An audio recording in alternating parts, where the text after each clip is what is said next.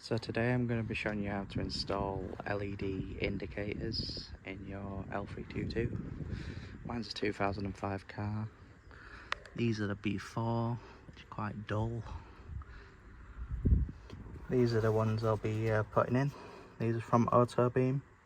I've already done the back and they're so much better, so doing the front. Yeah, these are 382 ones because they're straight pins.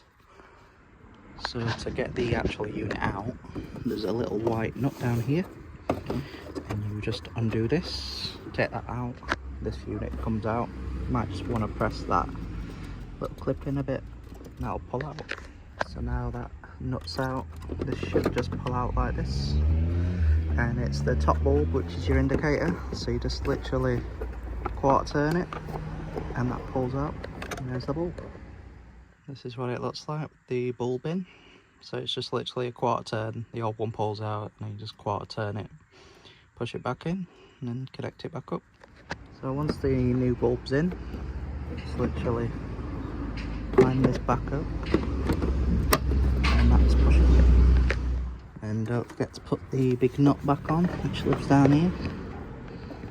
And just quarter turn that back on and try not to drop it. Like that. And this is what it looks like with the LED indicator on.